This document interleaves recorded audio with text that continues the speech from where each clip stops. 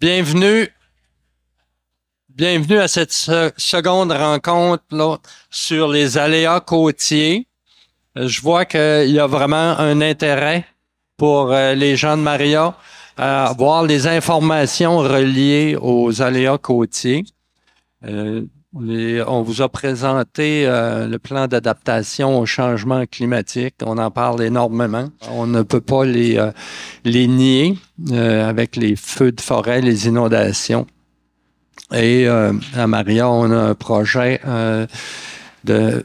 sur l'érosion côtière et ce projet-là avance progressivement. Comme vous voyez, on était 2 personnes à la présentation du mois de juin. Là, le projet évolue, avance bien. Maintenant, on a complètement à ma gauche Madame Catherine Madame Catherine Denis, qui est au ministère de la Sécurité publique, Monsieur Jean-Denis Bouchard, que vous avez connu au mois de juin, et Madame Isabelle Thomas, qui est professeure titulaire à l'Université de Montréal, qui va vous entretenir sur le sujet des aléas côtiers et la façon que le projet Maria avance. Sur chacune des tables, il y a un ordre du jour. Vous allez voir, M. Bouchard va faire une mise en contexte. Ensuite, Mme Denis va parler des solutions d'ingénierie et répondre à certaines questions. Et ensuite, Mme Thomas va nous parler de résilience Maria. Mme Thomas est également directrice là, du groupe à réaction. J'avais oublié de mentionner. Bonne soirée. Je vous passe, M. Bouchard. Merci beaucoup, monsieur le maire. L'objectif aujourd'hui de la rencontre, c'est de faire un suivi là, sur la démarche globale de prévention sur les aléas côtiers. C'est aussi de démarrer, de vous présenter la démarche Maria Résilience. Comme monsieur le maire l'a dit, quand on est venu vous voir en juin passé, on s'était donné rendez-vous à l'automne. Ben, c'est ce qu'on fait maintenant. Mais en fait, depuis ce temps-là, on s'est monté une équipe en fait pour travailler sur le dossier de Maria. Bon, ceux qui étaient présents déjà en juin, ben, il y a tous les gens de la municipalité, là, M. Landry, M. Audette, M. Romané. Et nous, à la Sécurité civile, il y a moi-même, Jean-Denis Bouchard, il y a Félix Caron, qui est le directeur régional de la Sécurité civile. Il y avait Nathalie Gosselin aussi, qui est conseillère en Sécurité civile. Et maintenant, c'est joint à l'équipe Catherine Denis, qui va être maintenant responsable du dossier. Il y a Steve Etu, qui est aussi dans notre direction, qui fait le lien avec l'Université de Montréal. Et il y a Léa Dubré aussi, qui est dans l'équipe, notamment pour l'admissibilité au programme. Et dans l'équipe qui était là en juin, il y avait Christian Fraser, qui était un citoyen que vous connaissez, citoyen aviseur, qui travaille à l'Université du Québec à Rimouski. Il y avait aussi une équipe de la santé publique la dernière fois qui était présent. Encore une fois, Marie-Ève Charland-Lallier est là pour nous appuyer dans cette démarche-là. Et il y a toute l'équipe de la professeure chercheur qui s'appelle Isabelle Thomas, qui est à ma droite, accompagnée de son équipe. En fait, Émy Olivier, Marie-Lou Bertin, Violette Léofas et Anne-Laure Fakirov. Alors, toutes ces belles gens, en fait, sont là pour travailler sur le dossier de Maria dans l'équipe de Mme Thomas, qui est spécialisée en développement durable, aussi en vulnérabilité municipale et aussi en développement régional. Ben, dans l'équipe de Mme Thomas, il y a aussi des urbanistes, il y a des géographes. En fait, il y a des gens spécialisés dans le domaine juridique. Il y a aussi des architectes. Donc, c'est toute une équipe qui vont travailler pour le dossier de Maria. Quand on s'était vu en juin, on vous avait fait part, en fait, de l'analyse de risque. Si vous vous rappelez bien, on vous avait identifié le secteur de la rue des Tournepierres, qui est en fait la pointe verte, et il y avait le secteur commercial. Donc, on vous avait dit que, à cause du niveau de risque qui était différent, qu'on allait traiter les deux secteurs de façon séparée. Aujourd'hui, c'est le secteur de la Pointe Verte qu'on va traiter. Le secteur commercial, lui, continue aussi de son côté et on va revenir les rencontrer plus au printemps. Oups. Donc, juste rappeler, quand on s'est rencontrés en juin, on vous avait présenté la démarche en cours. On vous avait dit que c'était la première fois qu'on faisait une démarche là, où on consultait les citoyens en amont. Donc, c'est pour ça que ça peut des fois vous sembler long. En fait, là, vous aimeriez sûrement que ça aille plus vite. Là. Vous êtes sûrement inquiet puis vous avez hâte que les choses avancent. Mais ceci dit, ça avance. Mais aussi, c'est au fur et à mesure qu'on avance dans le projet, ben, on vous rencontre puis on vous fait état de où on est rendu, puis surtout aussi, on vous consulte. C'est ça qui est important. Donc, la première fois qu'on s'est rencontrés, c'est après une analyse de risque qui avait été faite pour l'ensemble des secteurs. Maintenant, on amorce la démarche d'analyse de solutions. Depuis juin, en fait, on a, avec l'aide de Steve Etu, on a fait parce que l'idée, c'était on vous avait dit qu'on voulait une approche citoyenne et on est allé chercher des spécialistes de cette démarche-là. Et c'est pour ça qu'on est allé faire une approche auprès de Mme Thomas parce qu'elle est spécialisée là-dedans. Elle avait déjà fait des projets similaires avec le ministère de la Sécurité publique pour d'autres secteurs, là, notamment en inondation. Et c'est pour ça qu'on voulait avoir cette spécialiste-là avec son équipe pour vous appuyer dans cette démarche-là. Alors, on a fait des démarches auprès de Mme Thomas. Elle a accepté. On a monté avec elle un devis de recherche. On l'a présenté à la municipalité. La municipalité était d'accord de vous le présenter. C'est ce qu'on va faire ce soir. Et en parallèle à ça aussi, l'analyse de risque, on a pris en fait, on a fait une analyse de risque par secteur. Maintenant, on est en train de faire une analyse bâtiment par bâtiment. C'est pour ça que dans les dernières semaines, vous avez vu des gens du ministère, en fait, de notre équipe, qui sont passés prendre des mesures chez vous pour mesurer la hauteur du rez-de-chaussée et aussi la hauteur de la première ouverture. OK? Et à partir de là, ben, ça va nous aider, en fait, dans l'évaluation du risque maison par maison. Puis il y a un mandat aussi qui a été donné à une firme d'urbanistes là, pour évaluer la valeur après construction de chacune de vos résidences. Donc ça, c'est des démarches qui continuent et qui vont se poursuivre. Alors, je passe la parole à ma collègue Catherine. Déjà, j'ai envie de dire merci d'être présent en si grand nombre. Je pense que c'est important. Puis de votre présence ce soir, là, ça démontre votre mobilisation. Puis c'est important dans la démarche. J'étais présente là, la semaine du 6 novembre sur le terrain. Puis je vous ai j'ai entendu beaucoup de citoyens qui demandaient qu'est-ce qui va se passer, quelles solutions. Tu sais, on entendait beaucoup de gens nommer qu'est-ce que vous allez décider. Ce soir, on aimerait ça arriver avec la réponse. Le résultat de l'analyse de solutions. Malheureusement, elle n'est pas prête encore. Les experts en génie côtier sont encore en train d'analyser les solutions pour le secteur de la Pointe Verte. Par contre, là, en équipe, on s'est dit que c'était quand même important de venir vous rencontrer, puis c'était quand même important de venir vous partager l'information qu'on avait à cette étape-ci par transparence, puis aussi pour qu'on puisse évoluer ensemble dans notre compréhension là, du dossier. Puis, quand on parle d'analyse de solutions, je trouve important de prendre un petit pas de recul puis regarder c'est quoi toutes les solutions qu'on a, quelles possibilités on a pour s'adapter face aux aléas côtiers. Souvent, on pense la première catégorie de solutions qu'on peut avoir, c'est la catégorie que souvent on a le réflexe de penser en premier lieu, c'est la catégorie de protection. À ce moment-là, on pense aux ouvrages, les enrochements, les recharges de plage. C'est souvent la première solution qui est possible. Une autre solution qu'on entend aussi parler, c'est les solutions de relocalisation. Donc, les déplacements de maison, comme il y a eu à Sainte-Flavie, Sainte-Luce, ou encore les allocations de départ. Une allocation de départ, c'est que vous recevez une allocation, puis après ça, la maison peut être démolie.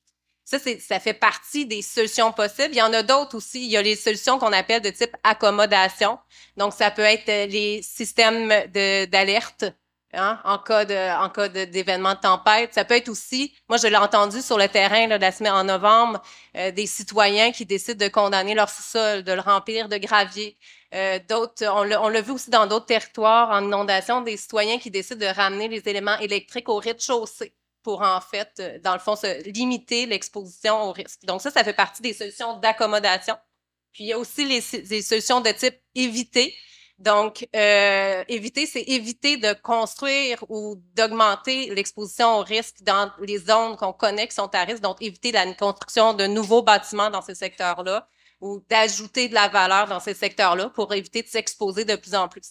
Quand on fait l'acronyme, en fait, c'est un sous-groupe du GIEC qui avait ressorti ces 4 types de solutions-là. Ça fait l'acronyme PARE, c'est une façon de s'en rappeler. Je pense que c'est important d'entrée de jeu de se rappeler qu'il y a plusieurs types de solutions possibles, puis que l'adaptation peut passer par une stratégie qui combine différents types de solutions. Fait que je voulais d'abord, avant tout, qu'on se rappelle ça, puis après ça, se dire, quand on aura le rapport des experts en génie côtier, sur quelle base on va se fixer pour prendre la décision de dire, OK, quelle solution on conserve? En fait, c'est une démarche qui est faite de façon professionnelle et rigoureuse et objective. Hein? Malheureusement, à ce moment-là, on doit pas mettre l'émotif en jeu puis regarder ça de façon objective. Qu'est-ce qui peut être la meilleure solution? Puis la solution la plus souhaitable pour dans notre contexte, c'est d'abord et avant tout qu'elle permette d'assurer la sécurité des personnes et des biens. Ça, c'est le premier but recherché. Il est en gras parce qu'en fait, la solution doit répondre à ce critère-là. Parce qu'avant tout, on est ici pour votre sécurité, la sécurité des personnes et des biens. Ensuite, la solution devra être durable, au moins 30 ans, en fait. Elle devra s'assurer d'avoir une certaine acceptabilité sociale. Dans certains milieux, tu sais, quand on voit les enrochements ou les recharges de plage, quand on fait des modélisations, des conceptions, dans certains environnements, on arrive avec des crêtes de recharge de plage qui peuvent avoir 2 mètres au-dessus du sol. À ce moment-là, on perd toute la vue. Quand on est assis dans notre salon ou dans notre cuisine, qu'on veut prendre notre café en regardant la baie des Chaleurs, c'est plus possible. Si on a une crête de recharge de plage ou d'enrochement, à ce moment-là, au niveau de l'acceptabilité sociale, on répond peut-être pas à ce critère-là. Elle devra aussi répondre à de la viabilité économique, s'assurer que les solutions font sens au niveau économique, puis évidemment respecter le cadre légal et réglementaire, notamment toutes les autorisations environnementales nécessaires. Donc ça, c'est se garder en tête que la solution qu'on va déterminer ensemble, qui devra répondre à ces objectifs-là. Puis là, même si on n'a pas le rapport des experts en génie côtier, je vais quand même ce soir vous partager, en fait, en équipe, là, on vous partage ce qu'il y a sur la table à dessin de la firme de consultants. En fait, en ce moment, on avait une rencontre d'ailleurs avec c'est les consultants Repars Inc. Là. Ce qui est envisagé en ce moment pour le secteur, c'est de surélever les terrains et les maisons. Donc, c'est ce qui est à l'analyse. Là. On s'entend, c'est pas ce qui va être décidé, c'est ce qui est en analyse. Je trouve ça important de le préciser. Surélever les terrains et les maisons de façon collective pour tout un secteur, la recharge de plage, les épis, puis l'enrochement. C'est ce qui est en analyse en ce moment. Parce que dans le fond, à la rencontre de juin, il y avait beaucoup de questions sur quels scénarios de protection vont être étudiés. Donc, c'est ces derniers qui sont étudiés en ce moment. Je peux peut-être vous partager quelques petits éléments là, d'analyse, quand même de façon. Je suis pas ingénieure, là, c'est pas mon champ de compétences. Je suis géographe de formation, donc c'est vraiment, suite à des discussions avec notre firme d'ingénieurs qu'on peut vous partager ces éléments-là, mais on n'a pas d'éléments de conception, de hauteur ni d'estimation de coût ce soir là à vous présenter qui nous permettrait de faire prendre une décision objective. Okay? Alors là ici. C'est quand même une figure complexe. Dans le fond, quand on parle de rehausser de façon collective les terrains, ce qui est particulier là sur la pointe verte, c'est que l'altitude des terrains est particulièrement basse. Quand on pense à trouver des solutions qui sont durables dans un contexte de changement climatique, ça veut dire c'est des solutions qui vont permettre quand même de protéger les personnes, les bâtiments, malgré un contexte de hausse du niveau marin, puis malgré un contexte d'abaissement isostatique là, qui s'additionne dans notre cas. Donc, c'est ça. Ce qu'on a eu comme cote d'altitude par notre ingénieur, c'est une cote de 3,04 mètres. Il faudrait rehausser les terrains. En fait, je reviens, là, je recule un peu en arrière. La nappe bleue que vous voyez, c'est la nappe, c'est dans le fond l'étendue d'eau à 3,04 mètres qui correspond à une tempête de récurrence 50 ans mise en conditions futures, dans le fond. Alors, pour être capable que ce soit une solution durable, on doit prendre ce scénario-là. Et ensuite, à partir de ce scénario-là, on s'est dit, OK, si on doit rehausser les terrains, on a fait plusieurs scénarios, puis on est arrivé à dire, bon, ça serait potentiellement, on est dans du potentiel, les terrains qui sont délimités par le petit tireté noir ici, qui pourraient être rehaussés. On est parti avec ce scénario-là en disant, ben, on peut pas rehausser les terrains individuellement, il faut rehausser également donc les terrains, les maisons, mais aussi la route, aussi l'aqueduc, l'égout. Il faut tout rehausser pour s'assurer en fait de la sécurité. C'est un projet majeur, d'envergure, et qui a beaucoup d'obstacles ou d'enjeux, là, qui soulève beaucoup d'obstacles ou d'enjeux, parce que ça veut dire quand même changer entièrement en fait là, la figure de la pointe verte, parce qu'il peut y avoir des enjeux de maintien de la végétation aussi. Là, quand on pense à des arbres matures, on pense à du remblai qui pourrait avoir de 50 cm à 1,50 m de hauteur selon les endroits. Donc, c'est quand même majeur. Peut-être pour certains, quand ils pensaient à du rehaussement, ils disaient, ben, ça peut être du rehaussement individuel, on pourrait juste rehausser les maisons, un peu comme des petits champignons. Est-ce que ça serait possible? En fait, ça serait malheureusement pas possible. Ici, vous avez une image de tempête de décembre 2022. J'attire votre attention au fait que, en fait, on voit les vagues qui frappent la côte, mais aussi on voit l'inondation par le marais. C'est important de rehausser de façon globale le secteur, parce que sinon, en fait, même si on rehausse seulement les terrains, il va y avoir quand même l'inondation par le marais qui va se poursuivre. Puis, c'est important aussi de rehausser la route, parce qu'en fait, la route, de façon quand même assez récurrente, devient une rivière, là, et il y a des forts courants, puis il y a des enjeux d'évacuation et de risque là, pour la sécurité des gens. Donc, ça peut pas être des rehaussements individuels. En plus du rehaussement, en fait, il faut aussi, pour répondre aux exigences environnementales, comme il y aurait du rehaussement en rive, il faut être capable de justifier que ces travaux-là sont prémunis d'une crue centenaire. C'est une exigence pour les autorisations environnementales. Qu'à ce moment-là, ça prendrait également un ouvrage côtier de type recharge de plage qui pourrait être devant. Puis à ce moment-là, ben, on se fera pas de cachette. Une recharge de plage avec l'attitude des terrains, une crue centenaire dans ce secteur-là, c'est potentiellement une crête, une crête qui peut être plus haute que le sol. On n'a pas encore la hauteur. Puis c'est aussi ce qui est particulier aux recharges de plage, c'est que la géométrie, ça doit être linéaire. Fait que ça peut vouloir dire qu'il y a des déplacements de cabanons ou de maisons, ou tu sais, c'est pas simplement on va mettre une recharge puis tout est beau. Donc ça, c'est des éléments à considérer, mais on va avoir les réponses un petit peu plus tard. Et aussi, parce que ce que notre Monsieur Repars en fait amené à notre attention, il faut être très, très, très vigilant. Parce qu'en fait, si on amène une recharge de plage dans le secteur de la Pointe Verte, j'aime ça me lever. Dans le fond, vous savez, il y a l'estuaire de la rivière Verte qui est complètement à l'est. Puis une recharge de plage, c'est des sédiments, c'est du sable. La dérive littorale, dans le fond, va vers l'est, donc amène les sables vers l'est. Donc peut-être que vous me voyez venir, mais il y a le risque de créer, dans le fond, un bouchon au niveau de la rivière. Donc à ce moment-là, il faudrait venir mettre des épis au bout de la flèche qui viendraient, dans le fond, limiter là, le risque. En fait, capter les sédiments et les conserver au niveau de la flèche. Et dans ce cas-là, ça veut dire, si on revient de façon globale, là, un scénario de protection, donc en dur, qui implique d'avoir en fait à la fois le rehaussement des terrains, à la fois une recharge de plage, puis à la fois les épis. C'est ce qui est sur la table à dessin. Puis, dans le fond, le rapport, on va l'avoir pour mai-juin. Donc, on va se donner rendez-vous en mai-juin pour avoir vraiment comme plus d'éléments à se mettre sous la main. Mais on trouvait important de pas arriver directement en mai-juin avec les résultats de hauteur, tout ça, puis déjà de vous partager qu'est-ce qui est à l'étude, qu'est-ce qui est possible de regarder pour votre secteur. Puis, à ce moment-là, on sera capable de regarder si, avec les résultats de l'étude, est-ce que ça répond aux objectifs recherchés. Et c'est sûr que c'est difficile d'arriver ici ce soir avec pas une réponse franche, puis pas des résultats, puis pas les résultats du rapport. Mais je pense que, j'espère que vous comprenez que c'est par transparence qu'on vous transmet l'information qu'on a à ce niveau-là. En fait, c'est dans cette intention-là qu'on fait. Maintenant, l'autre bout que je veux vous présenter, en juin dernier, en fait, là, on va passer à la section plus réponse aux questions. Il y avait des questions beaucoup de gens avaient posé des questions en juin.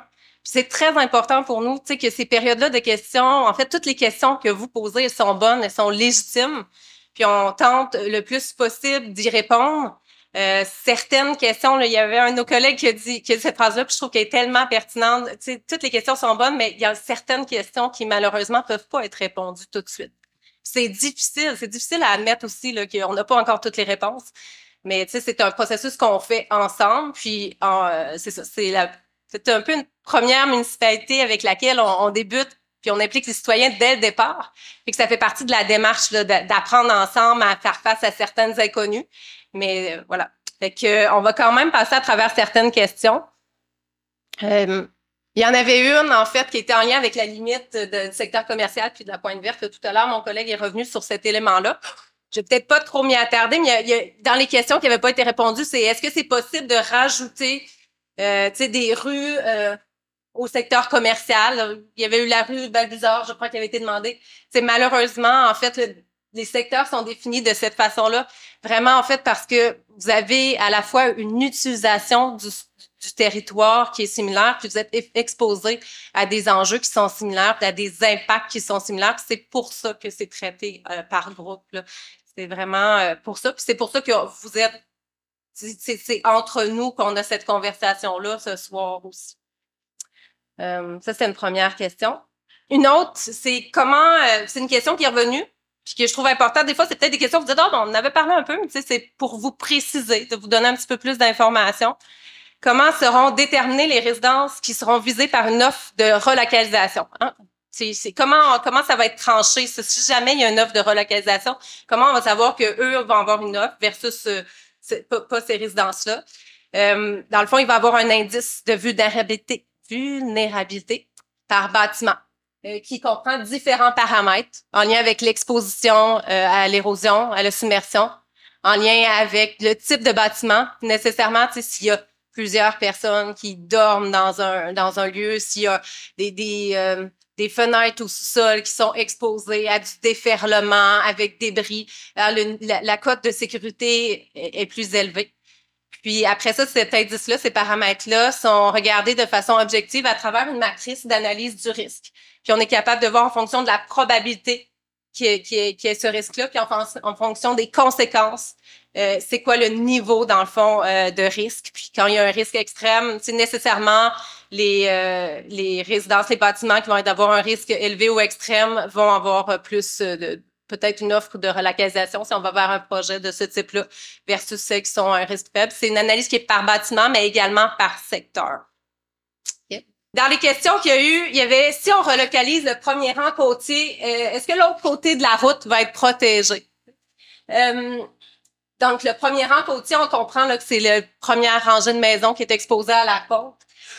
Vous voyez sur cette image-là qui est une tempête qui est de décembre 2022, donc une tempête de récurrence 10 ans, donc quand même assez fréquente, là, qui peut, à chaque année, ça veut dire qu'on peut l'avoir une fois sur 10 à chaque année. Ça veut pas dire qu'elle va revenir juste dans 10 ans. Là. À chaque année, ça peut être une fois sur 10. Même si, en fait, on relocaliserait la première rangée de maison, je pense que juste en regardant l'image, on comprend que l'autre rangée de maison est exposée à l'inondation également. Donc, on regarde vraiment l'ensemble du secteur, l'ensemble des aléas, puis il y a aussi les enjeux d'évacuation là, qui sont regardés. Voilà.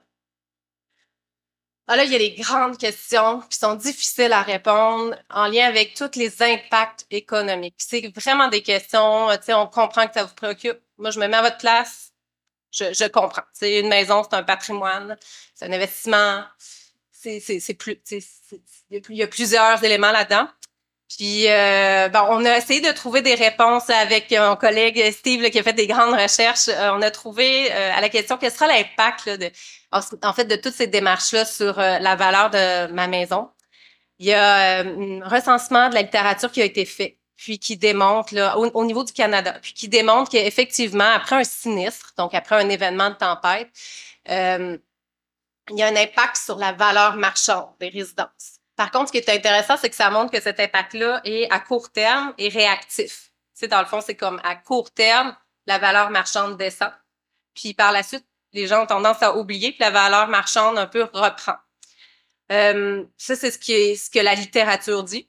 Puis d'un autre côté, on a aussi l'exemple de Sainte-Flavie, Saint-Luce, où en fait, on a des témoignages d'un inspecteur municipal qui nous rapporte que même s'il y a eu un projet de relocalisation préventive, il y a quand même des maisons dans ce secteur-là qui continuent à se vendre à des gens qui, on se le cachera pas, là, proviennent souvent de l'extérieur de la région et qui sont prêts à acheter, qui sont prêts à prendre le risque, qui sont prêts. Donc, tu sais, la valeur marchande, la valeur d'une maison, c'est toujours un jeu d'offres et de demandes, puis il y a personne qui est devin. Moi, ce soir, tu sais, je peux pas vous dire, il y aura pas, tu sais, je peux pas mettre ma main, tu sais, je peux vous dire ce qu'on a trouvé dans la littérature, je peux vous dire qu'est-ce qu'on a vécu sur le terrain.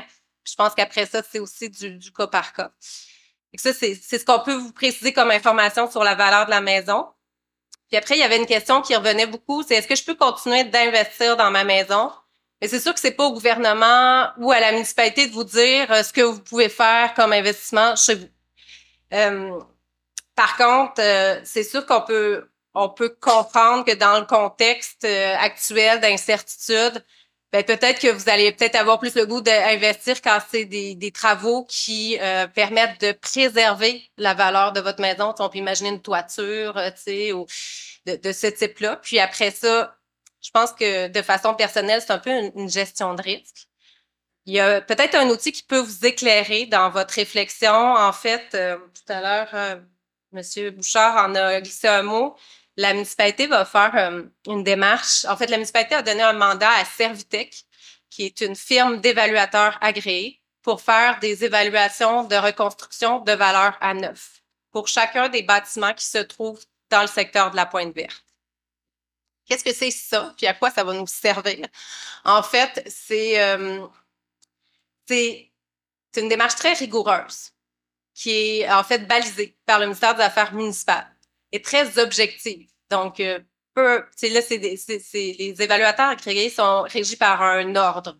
Donc, c'est pas quelqu'un qui va y aller un peu de façon brouillonne, là. Et ils vont faire des relevés terrain. Donc, ils vont aller dans chacune des résidences. Vous allez recevoir une lettre sous peu, là, à ce sujet-là. Vous invitez à prendre rendez-vous avec Servitec. Ils vont venir dans votre maison. Ils vont prendre des relevés en lien avec la grandeur de vos pièces, le type de matériaux. Puis avec ces informations-là, ils vont être capables d'évaluer la valeur de reconstruction à neuf. Donc, si la même maison devait être reconstruite en 2023 par des professionnels, quel serait son coût de reconstruction à neuf? Peut-être que cette information-là va pouvoir vous aider là, aussi à vous faire une thèse sur est-ce que ça vaut la peine de continuer d'investir, sachant que les programmes de relocalisation, il y a quand même un plafond. Les plafonds actuellement, en 2023, sont de 385 000, incluant la valeur du terrain.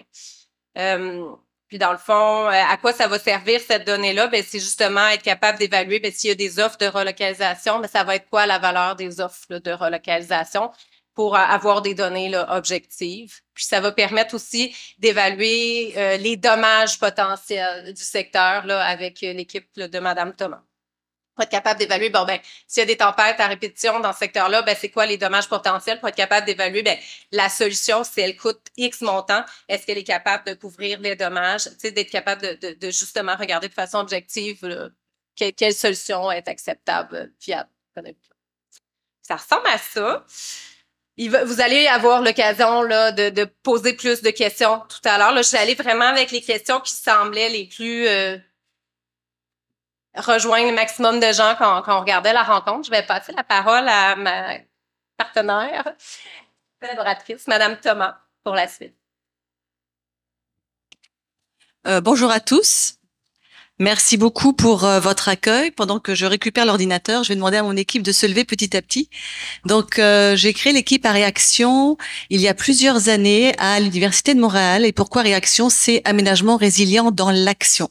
Parce que les universitaires, c'est vrai qu'on travaille beaucoup, on écrit beaucoup d'articles et de rapports, mais l'objectif, c'est quand même de travailler sur le changement climatique, changement économique, changement sociétal, etc. Et donc, j'ai toute une équipe qui m'accompagne. Je vais commencer par Amy Oliver, si tu veux te lever, donc qui est architecte de formation, qui a fait son doctorat avec moi et qui va pouvoir travailler avec nous sur ces questions. Anne-Laure Fakirov, qui est l'experte juridique de l'équipe, donc qui est en train de faire un doctorat sur ce sujet. Nous avons aussi Violette, qui est mon experte SIG, géographe, et puis Marie-Lou, qui travaille à HEC et qui, elle, va nous aider avec tout ce qui est dommages, entre autres, parce qu'évidemment, comme on est une équipe, on travaille tous ensemble, et puis j'en ai d'autres à Montréal, mais qui travaillent sur d'autres projets, mais qui, bien sûr, vont aussi être appliqués. Alors, on vous remercie beaucoup de nous accueillir. On sait que vous êtes dans une situation difficile, on va pas se le cacher. Et on est évidemment ici pour vous écouter et pour pouvoir travailler avec vous. Ce que j'apprécie beaucoup dans ce projet, et c'est déjà, vous allez voir, si vous allez regarder notre site à réaction, on travaille beaucoup avec les petites municipalités. Donc les petites municipalités, ça a été Venise en Québec, après les inondations en 2011 du Richelieu, c'est Coaticook, après les inondations du ruisseau Prat, c'est Saint-André d'Argenteuil, on travaille aussi avec Sainte-Marie-de-Beauce. Donc c'est vraiment aller devant et avec les petites collectivités, petite qui n'est pas du tout péjoratif, mais peut-être que ça peut être facilitant d'être accompagné. Ce qui est aussi très important, je trouve, dans ce projet, c'est, je pense, le premier projet. Je travaille avec le ministère de la Sécurité publique depuis beaucoup d'années, mais où on a un réel effort de co-construction. C'est-à-dire que on vient vous chercher dès le début du projet. C'est sûr qu'on sait que c'est un des éléments du succès des projets. C'est très important pour nous de vous entendre, de vous écouter, parce que c'est vraiment le moyen pour nous de comprendre vos besoins et puis ensuite de pouvoir apporter des stratégies qui soient des stratégies à la hauteur des enjeux. On a aussi le privilège d'être accueilli avec un maire qui quand même a à cœur le bien-être de ses citoyens et de sa population, et ça c'est aussi un élément très favorable pour comprendre et pouvoir travailler ensemble. Donc, vous le voyez ici, un début du projet, c'est vraiment d'assurer la participation des différentes parties prenantes avec vous, une réflexion citoyenne. Nous, on a une expérience et beaucoup de méthodes et d'outils que nous utilisons, mais forcément, on a besoin de bien connaître vos enjeux, vos envies, vos besoins, et de vous rappeler aussi parfois la réalité. On l'a vu tout à l'heure, la réalité, premièrement par rapport à la sécurité, mais aussi par rapport au cadre juridique, au règlement et à ce qu'on peut faire. Donc forcément, l'idée, c'est de prévoir une démarche spécifique pour le secteur de la pointe verte et forcément avec des scénarios. On va pas arriver avec une méthode toute faite pour lui dire, bah, écoutez, pour vous dire, voilà, on pense que non, pas du tout. On va vous écouter, on va vous entendre, mais on va encore une fois vous rappeler la réalité. Et pour l'instant, en fait, on se rend très bien compte qu'on n'a pas toutes les données. Donc, le cheminement de la réflexion, il va se faire avec vous petit à petit, parce qu'on est encore en attente de certaines études. Et ça vous permet aussi, pour vous, de réfléchir sans non plus avoir trop de barrières ni d'ornières. Donc, l'équipe à réaction, vous le voyez ici, nos objectifs, je vais y aller très rapidement parce que l'idée, c'est quand même vraiment de vous entendre. Donc, c'est de contribuer à l'avancement des connaissances, de faciliter une meilleure résilience. Donc, forcément, je vais vous expliquer ce que c'est pour nous la résilience, de travailler sur la communication du risque et aussi de promouvoir le développement durable et la reconstruction, la construction durable et résiliente. Si vous allez sur mon site, vous allez voir que on travaille aussi beaucoup sur la communication, la perception. Ce que disait tout à l'heure Catherine est vraiment très important, c'est-à-dire que on va avoir une crise, juste après la crise, on va essayer de mettre les moyens pour améliorer la situation, puis 2, 3, 4, 5 ans après, on va oublier, et puis finalement ça revient, et c'est là parfois il faut vraiment prendre les mesures importantes. Donc on fait aussi des témoignages. Donc là vous voyez, il y a un témoignage avec la ville de Saint-André d'Argenteuil que vous pouvez aller voir sur le site. Il y en a un nouveau qui arrive début décembre avec la ville de Coaticook. Donc c'est aussi pour témoigner avec ces collectivités, ces municipalités, et puis quand on fait des présentations, on a d'autres maires ou d'autres collectivités qui nous disaient, ben oui, c'est ça qu'on veut, s'il vous plaît, venez nous aider. Donc, le but, c'est de travailler avec vous. Pourquoi est-ce que personnellement, je vais quand même vous parler un peu de moi, pourquoi est-ce que je travaille sur ces problématiques? Donc, on revient en arrière. La Nouvelle-Orléans, vous voyez ici l'ouragan Katrina. Donc, avant d'être au Québec, vous voyez mon accent que je suis française d'origine. Donc, je viens de la côte atlantique, en fait. Ma région est originaire du sud de La Rochelle. Je ne sais pas si vous vous souvenez, mais en 2010, on a aussi eu dans cette région-là une catastrophe avec la tempête Xynthia. Mais cela dit, moi, en 2005, je suis partie... avant, mais en 2005, j'étais professeure à la Nouvelle-Orléans. Et donc, j'ai pu réaliser en tant que professeur, mais aussi en tant qu'urbaniste et en tant que citoyenne, ce que c'était que d'être inondée. Donc, vous voyez ici l'ouragan Katrina. Je vous ai aussi mis mon petit garçon. Hein. À ce moment-là, il avait 2 ans et demi. Et donc, c'est aussi pour vous dire que je comprends ce que c'est finalement d'être face à ces catastrophes. Donc, vous voyez ici donc ma maison avant l'inondation qu'on venait de refaire, et puis après l'inondation jusqu'au toit. À ce moment-là, nous, on était évacués à Houston. Donc, ce que je veux aussi vous dire, c'est que c'est sûr que quand on est choqué, quand on a affaire face à ce type de situation, c'est clair qu'il y a beaucoup d'émotivité, il y a beaucoup d'émotions. Moi, je peux vous dire que j'ai été évacuée pendant 6 mois et que les solutions ou les stratégies qui au début m'ont été présentées ont été présentées sans notre avis. L'avis des citoyens. Et donc au début, c'était il faut partir. Oui, mais tu m'as pas demandé mon avis. Enfin, puis j'avais pas les données. Donc au début, moi, je voulais absolument pas partir. Puis vous verrez peut-être plus tard, chemin faisant, quelles ont été les stratégies qui ont été prises. Mais c'est vrai que il faut vraiment faire réfléchir à des solutions qui soient viables et qui mettent en priorité votre sécurité, la sécurité de vos enfants, de votre famille et aussi de votre patrimoine. On en parlait tout à l'heure. Finalement, parfois investir dans une propriété qui malheureusement est vouée sur le moyen terme même à de grandes difficultés, il faut vraiment y réfléchir. Alors la résilience, je suis sûre que c'est un terme que vous utilisez, que vous entendez beaucoup. Hein, qu'est-ce que c'est que la résilience? Finalement, la résilience, quand on est dans une situation de risque ou de vulnérabilité, ça va être vraiment de réfléchir pour ne pas rester dans un état de difficulté, mais d'améliorer sa situation. Donc là, vous allez voir, vous allez avoir un exercice où on va vous demander de réfléchir qu'est-ce que vous voulez dans le futur, mais c'est pas juste pour rester dans la même situation, non, c'est pour l'améliorer. Donc la résilience, c'est s'adapter, faire des choix pour pouvoir aller vers une situation bénéfique, profitable.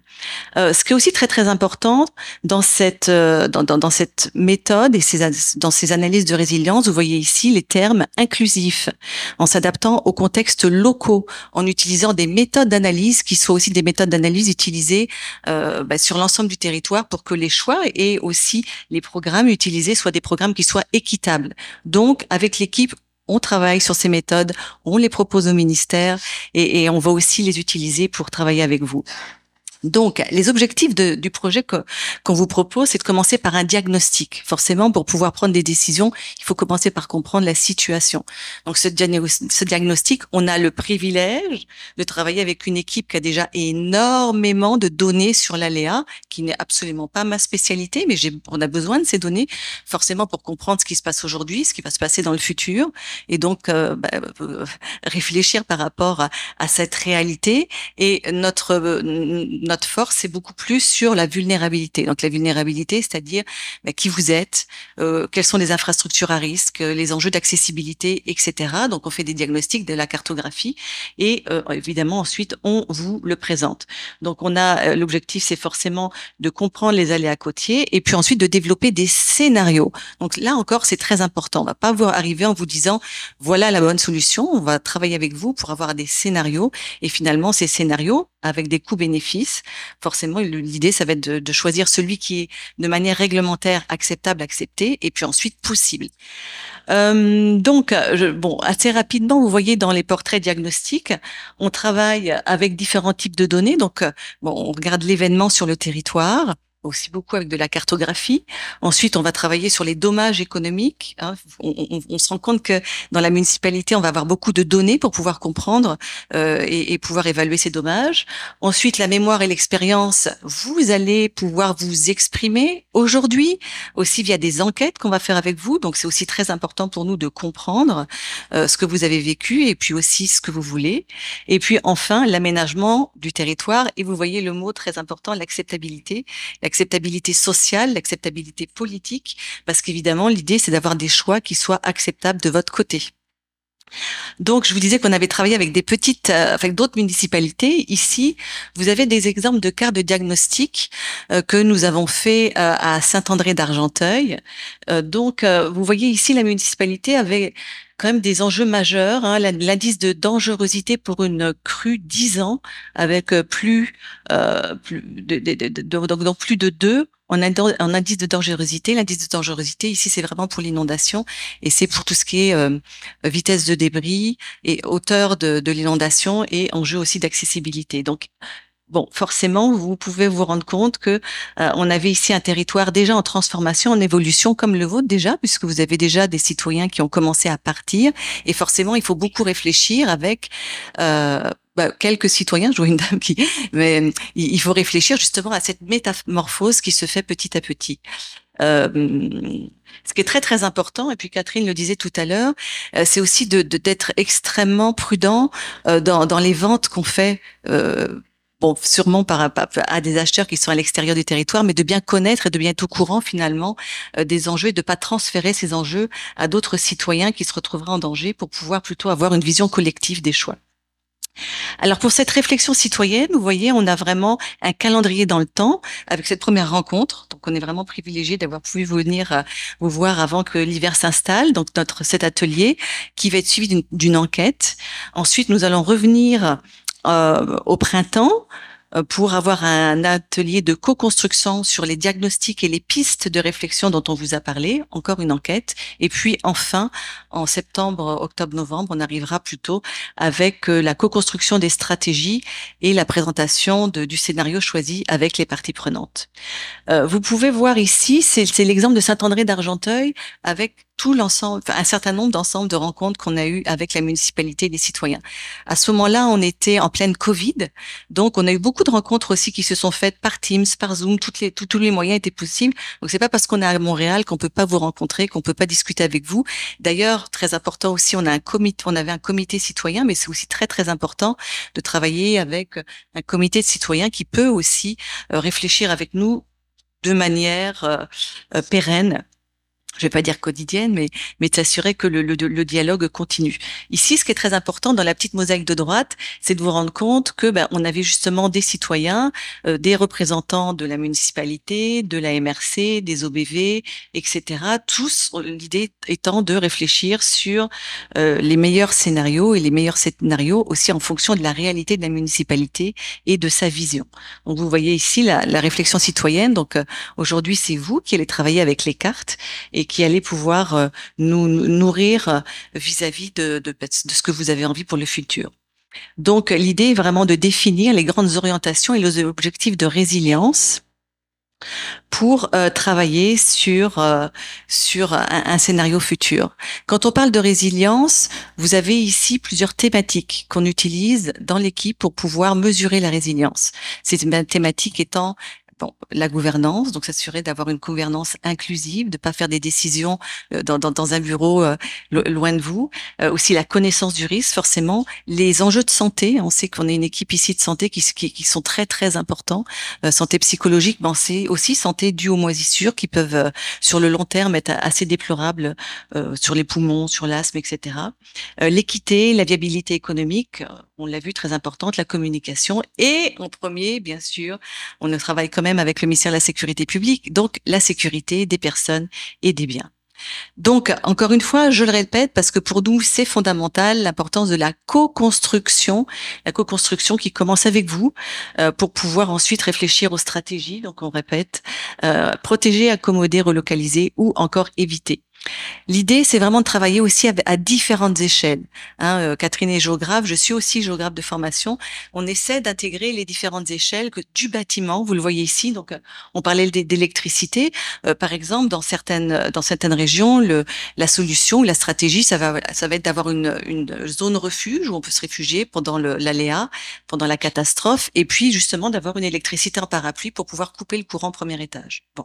Et puis aussi, forcément, on va s'assurer d'avoir des quartiers qui soient viables, donc accès aux égouts, accès à l'eau potable sur le long terme. Donc, il faut regarder aussi les enjeux de submersion, de nappes phréatiques, etc. Et puis ensuite, forcément, on a une inclusion des stratégies à l'échelle de la municipalité, de la MRC et puis ensuite de l'OBV. Pour les scénarios de réaménagement, pour juste un exemple, pour la ville de Saint-André d'Argenteuil, vous voyez ici, on avait plusieurs stratégies. par exemple, comme stratégie, la renaturalisation des zones les plus à risque. Donc, l'idée, c'était de réfléchir, qu'est-ce que vous voulez? Est-ce que vous voulez un parc collectif? Est-ce que vous voulez plutôt garder votre parcelle? Donc, forcément, les citoyens pouvaient s'exprimer de ce côté-là, en sachant que vous avez vu la carte tout à l'heure, il y a déjà des secteurs qui avaient été déjà beaucoup remis à l'état naturel. L'adaptation, la construction résiliente en zone non inondable, très importante aussi. Qu'est-ce qu'on veut si on se transforme, si on évolue? Moi, je me souviens à la Nouvelle-Orléans, j'avais des citoyens d'une rue entière qui avaient dit, ben nous, on veut bien bouger, mais on veut bouger tous ensemble. Donc, on avait réfléchi à une relocalisation de l'ensemble de ces citoyens. Donc, il y a vraiment des possibilités diverses selon les envies et les besoins surtout. Et puis, forcément, l'idée de la consolidation résiliente en zone non inondable dans le centre-ville pour réfléchir aux services et bon, que ce soit du logement collectif, du logement individuel, etc. Donc ici, vous avez une carte qui montre vraiment le mouvement avec la renaturalisation dans les zones les plus à risque et puis ensuite différents types d'ambiances et vous allez pouvoir réfléchir aujourd'hui éventuellement si c'est quelque chose qui vous inspire à des ambiances qui vous intéresseraient.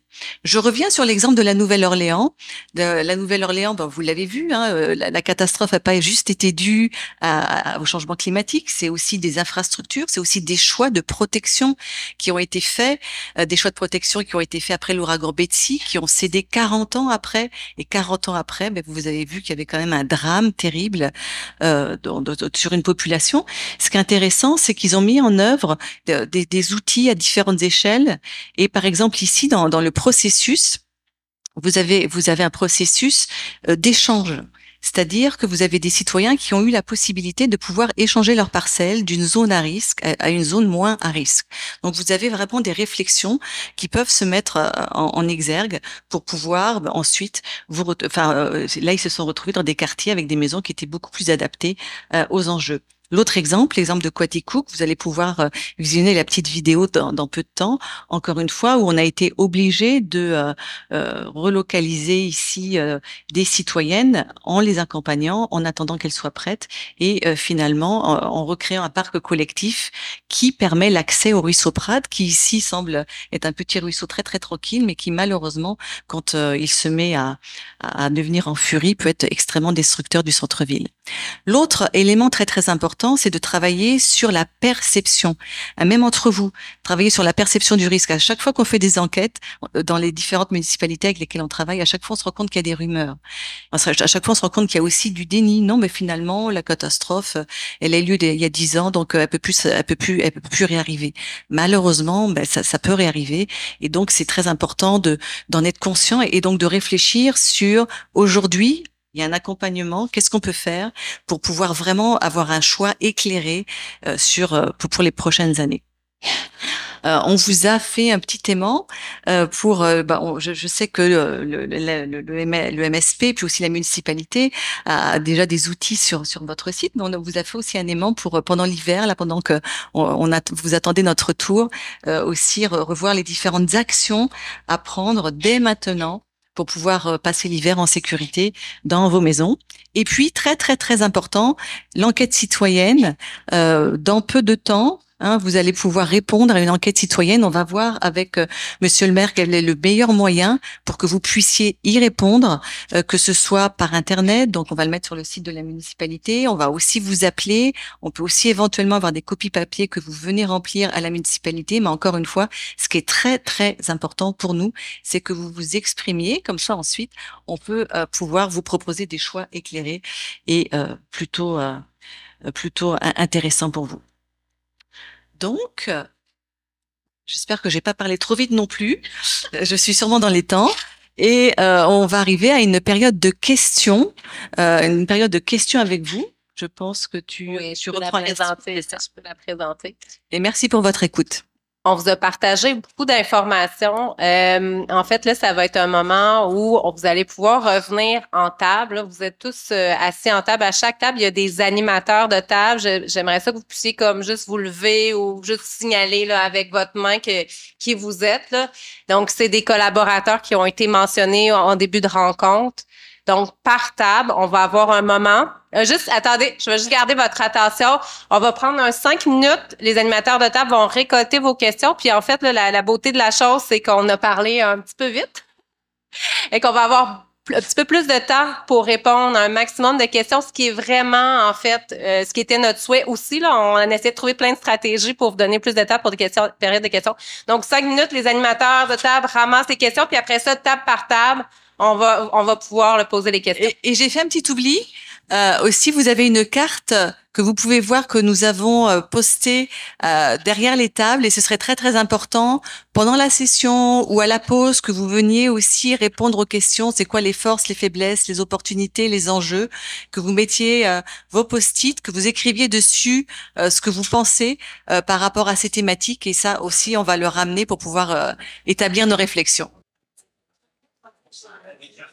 C'est intéressant. On voit qu'il semble y avoir beaucoup de discussions. Je pense que ce moment-là d'échange puis pour poser des questions est important. Puis c'est pour ça qu'on le fait partie de table. Hein. C'est parce que comme ça, il y a un maximum de personnes qui peuvent s'exprimer. On va commencer. Si Marie-Ève, tu es à l'aise avec les questions de ta table. On va commencer par une table par question. Puis après ça, si on a le temps, on va faire une deuxième ronde. Si on n'a pas le temps de toutes les faire, on va toutes les continuer pour être capable d'y répondre par la suite. La question qui a été privilégiée ici, c'est de vraiment avoir une clarification sur les pistes de solutions à envisager. Devront-elles être nécessairement collectives ou s'il y a une portion de prise de décision individuelle? Bonne question. Ben, en fait, ça va dépendre de vous. C'est sûr que quand on a travaillé sur la reconstruction après l'ouragan Katrina, il y a des choix. Alors la question c'est est-ce que les solutions vont être basées essentiellement sur sur des choix collectifs ou des choix individuels. Donc forcément, on vous encourage à voir les deux. Hein, vous avez obligatoirement un schéma de vie individuel, et aussi vous en êtes à une étape individuelle de choix, mais forcément le choix il va être collectif selon un aléa, selon une réglementation et selon aussi ce que vous voulez ensemble de votre municipalité. On a vu des municipalités au Québec, pour ne pas la citer, je vais pas la citer, mais il y a des municipalités qui ont perdu énormément de leurs citoyens, énormément de leur vie, énormément de leur vitalité économique et citoyenne. Je ne pense pas que ce soit ce que vous vouliez. Donc c'est vrai que c'est très important, c'est une question fondamentale qui est qu'est-ce que vous voulez pour vous, mais qu'est-ce que vous voulez aussi pour votre ville, pour votre collectivité. Mais ça, c'est à vous de répondre. Oui, bonjour. À la table ici, c'était beaucoup axé sur les impacts économiques. Donc, en fait, on voulait savoir quand on saurait si on a une offre pour la relocalisation et le combien. En fait, je mixe deux questionnements. Il y a un 385 000 $ maximum qui a été évoqué. On voulait savoir si c'était avec ou sans le terrain. C'est avec le terrain, avec la valeur foncière du terrain. Donc, voilà. Ici, on avait la question parce qu'en juin, il avait été dit que c'était 425 000. Oui, il semblerait que le 425 avait été évoqué en juin. 425 000, en fait, c'est pour plus les commerces. Maisons de location. Pour les résidences principales, c'est un plafond de 385 000 qui inclut le terrain. J'hésite, on avait 2-3 questions, mais bon. On avait parlé de rehausser la rue et les maisons. Est-ce que ça inclut, parce que tu sais, il y en a qui sont un peu reculés, est-ce que autour, on se disait si la rue est rehaussée, mais ceux en arrière qui sont plus proches de la 132 le sont pas. En tout cas, est-ce que c'est tout l'ensemble du secteur qui serait rehaussé dans la perspective de cette solution-là? Il y a eu plusieurs scénarios de regarder. Mais oui, c'était, tu sais, je peux te laisser parce que tu as regardé, mais en réalité, dans ces scénarios-là, tu sais, on laisse pas de vide, là. On remplit. Puis on est sûr qu'en juin, on aurait des réponses?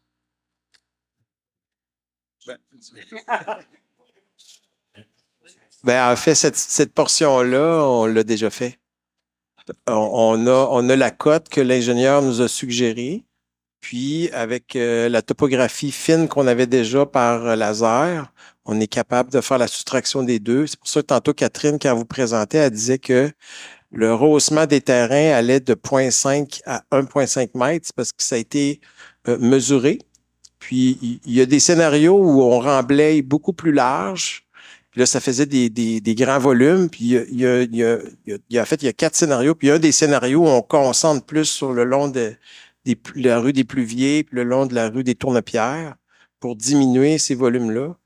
Mais le scénario que tu as présenté, Catherine, c'était le scénario 4, puis on parlait de 123 000 mètres cubes, 110 000 mètres cubes, qui correspond à peu près à 18 000 voyages de camions.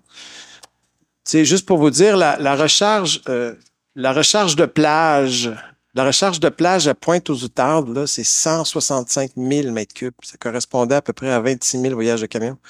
Fait que c'est beaucoup, c'est sûr, mais ça a été regardé. L'ingénieur, il nous a mentionné que c'est un peu le préalable à faire une analyse de solution, puis vous l'aviez mentionné aussi de votre côté, là, c'est de rehausser évidemment les terrains pour arrêter l'inondation par l'arrière. À partir de là, l'ingénieur, lui, peut travailler sur des solutions face à la mer. Question qui est partagée par la majorité des participants à notre table, là. Est-ce que les citoyens vont avoir accès aux analyses de solutions? Dans le fond, les scénarios qui ont été analysés, les coûts, l'analyse coût-avantage. Puis, sous question, c'est au moment de la prise de décision, comment les citoyens vont être consultés là, pour ceux qui souhaitent participer à la décision du scénario? Oui, ces solutions-là vont vous être présentées à la prochaine rencontre là, qui va avoir lieu, on parlait de mai-juin. Fait que puis il va y avoir un rapport aussi qui va être remis, mais l'ingénieur va venir présenter aussi ces scénarios-là. Fait que vous pourrez aussi poser les questions à l'ingénieur, mais aussi vous aurez accès à ce rapport-là.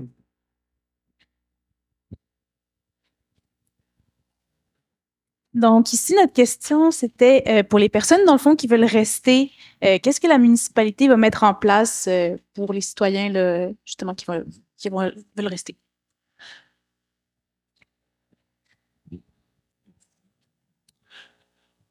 Bon, c'est sûr, dépendamment de la réponse de chacun des citoyens.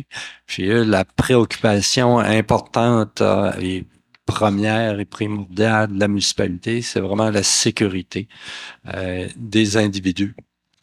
Fait que, tenant compte de ça, puis vous voyez aussi la complexité du projet. Fait que, on verra là, quand la prochaine réunion qui va se faire au printemps, on va avoir plus d'éléments là pour prendre des décisions. Mais c'est sûr que c'est la sécurité.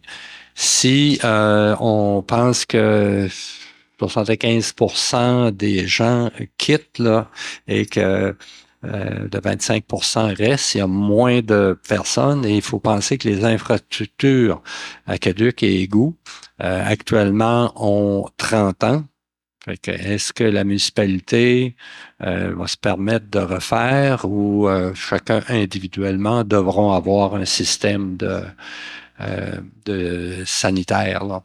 Fait que c'est sûr que c'est des évaluations qui vont être faites dépendamment des éléments de solution qui vont nous être présentés, dépendamment aussi des citoyens, quelles sont la décision que les citoyens vont prendre là.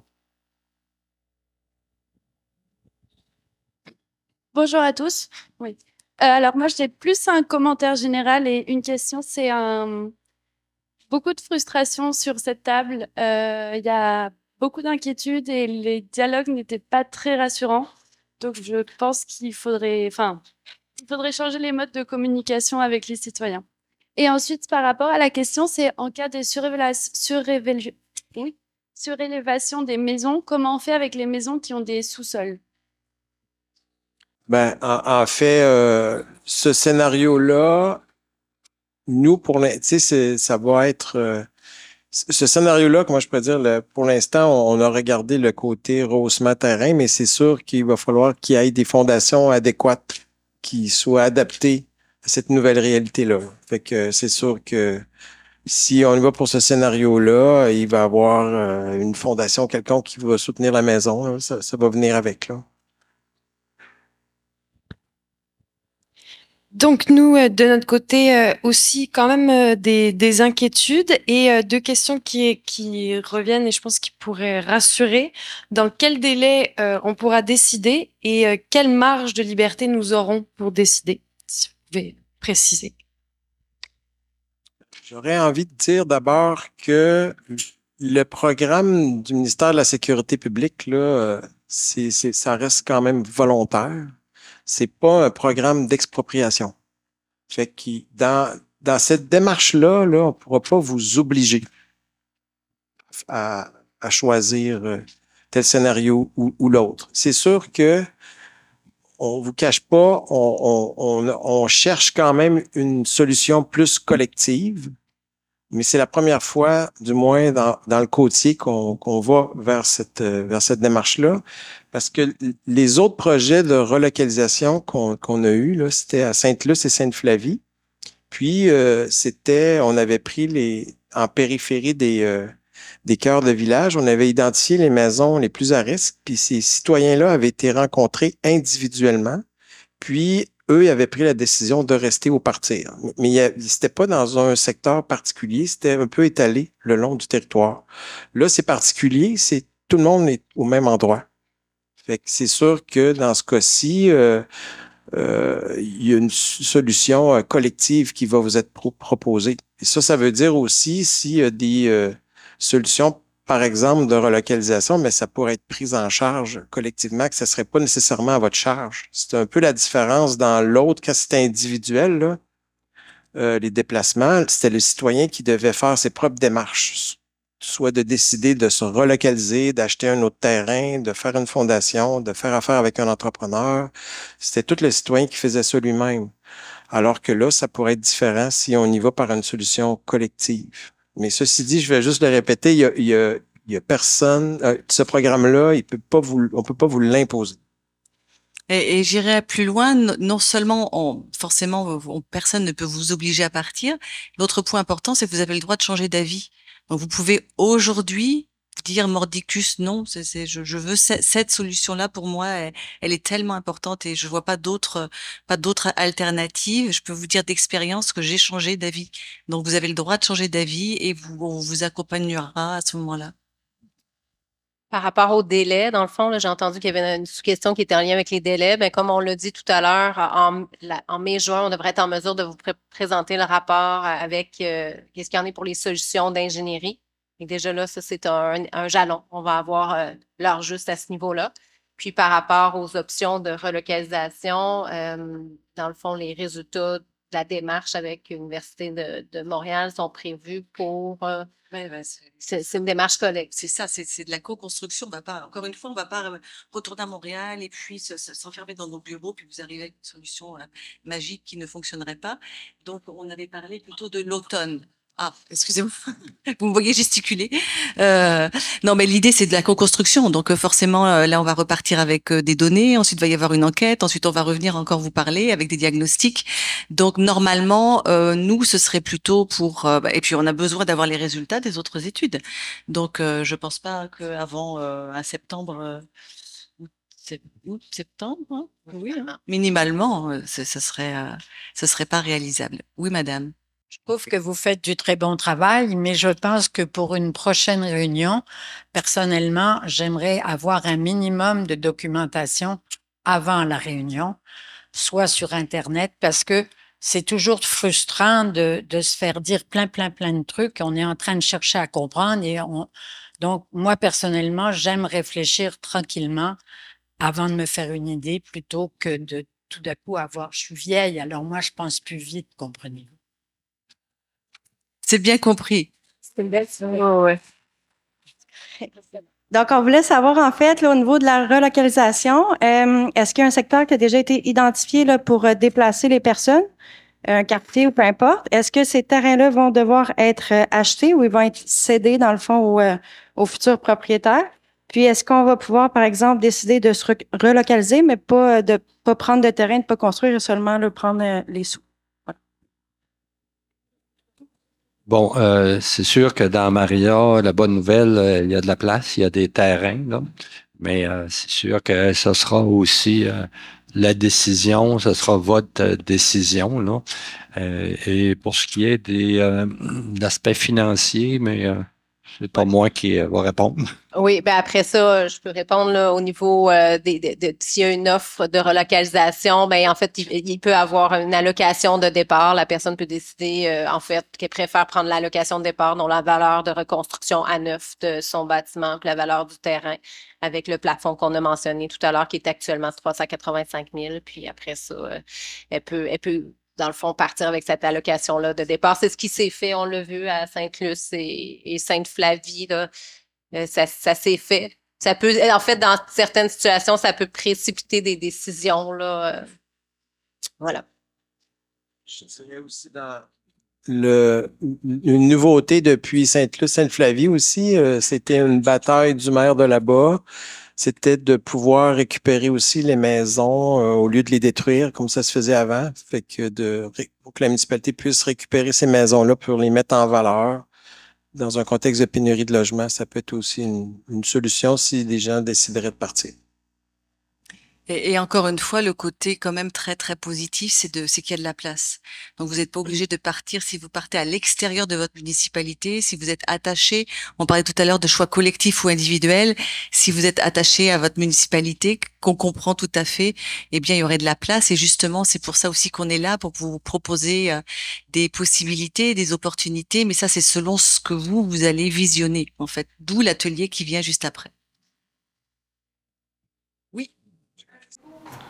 Si c'est un chalet et non une résidence principale, est-ce que l'allocation va être la même?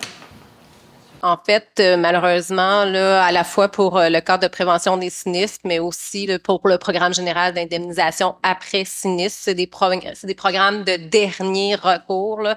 Donc, ça s'adresse uniquement aux résidences principales. Il y a certaines situations d'exception en lien avec les résidences secondaires. Et à ce moment-là, je vous inviterai à aller voir, si c'est votre cas, je vous inviterai à aller voir Madame Nathalie Gosselin là, qui est en train de consigner le compte-rendu pour peut-être regarder avec elle dans votre contexte particulier là, si une résidence secondaire là, peut être admissible. Oui, bonjour. Une des questions ici, c'était que vu que les rues Balbuzard et Pétrel sont des rues privées, est-ce qu'elles seraient rehaussées au même niveau que les autres rues dans le scénario de rehaussement? Je vais juste retourner à la carte. En fait, ce que vous voyez, il y a eu plusieurs scénarios. Là, ça, c'est le 4e. En fait, on a essayé de resserrer à chaque fois pour essayer de voir là, la quantité de matériaux versus le nombre de résidences visées. Dans ce scénario-là, qui est le scénario 4, où on a resserré, on voit que la rue Balbuzard, la rue Tournepierre, Pluvier, Balbuzard sont rehaussées. Oui. OK. En fait, le pointillé, là, il passe ici. La limite est là. Balbuzard est ici. Pétrel est ici. OK. Donc, on voit que, en fait, Balbuzard, Pluvier, Tournepierre seraient rehaussés. Pour l'instant, Pétrel n'est pas rehaussé. Mais on voit que la maison ici là, est clairement rehaussée, donc à l'abri. On pourrait imaginer que dans ce cas-là où c'est une résidence unique, c'est peut-être des situations plus d'accommodation qu'en cas de risque, il y a une évacuation préventive. Là, j'émets des idées, des hypothèses. Sinon, il faut évaluer le scénario. On revient au scénario 3. Le scénario 3 incluait là, la rue Pétrel faisait l'ensemble du secteur. Par contre, là, ça augmentait de façon majeure les volumes parce que c'est une zone qui est très basse. Là, donc, on essayait là, de regarder différents scénarios. Ça va faire partie de l'analyse des solutions, de la viabilité là, de tout ça. Est-ce que toutes les tables ont pu poser au moins une question? OK. Oui. Il y aurait une dernière question ici. Est-ce que dans moins d'un an, les citoyens de Maria vont être à même de faire des choix? Dans le fond, je vais revenir. Tout à l'heure, on l'a dit, en mai, on va avoir le rapport d'analyse en ingénierie. Puis d'ici décembre, donc décembre 2024, on devrait avoir des stratégies de scénario à l'équipe de réaction. Donc, si on parle dans moins d'un an, on devrait avoir, en fait, là, sur la table, plus d'éléments pour prendre des décisions, effectivement. Ça serait la période de pause pour se prendre un petit 10 minutes de pause. Je vous invite pendant la pause, j'ai ma collègue là, ici. En fait, il y a deux choses. Je pense que vous avez posé beaucoup de questions. Je vais vous dire qu'elles ont été consignées. Nous, on va prendre le temps de les regarder puis de réfléchir à vous revenir avec des réponses à ces questions-là à la prochaine rencontre. Si vous avez des situations particulières, il y a ma collègue là, Nathalie Gosselin qui est assise à une table là-bas. Vous pouvez aussi aller la voir. Elle est conseillère régionale. Elle peut consigner vos informations. Là, on va prendre une pause. Et puis, il y a Madame Thomas qui veut vous inviter à collaborer sur la carte. Je te donne la parole, Isabelle, en fait. Là. Oui. Oui, tout à fait. Donc, n'oubliez pas la carte là-bas que vous voyez pour aller la remplir avec les post-it sur besoins, opportunités, enjeux, faiblesses. Ça va être un beau témoignage. Juste avant de passer la parole à Isabelle Thomas pour la suite de l'atelier, en fait, on nous a fait part un peu de quelques préoccupations que vous aviez là. J'en ai un peu parlé au début là.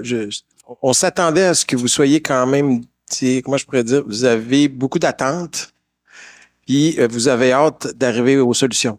Ça, on comprend ça, puis on l'anticipait aussi, là, puis c'est un petit peu ce qu'on nous a exprimé à la pause. Je rappelle ce que je vous ai dit au début, là, c'est la première fois qu'on fait une démarche où les citoyens sont impliqués en amont.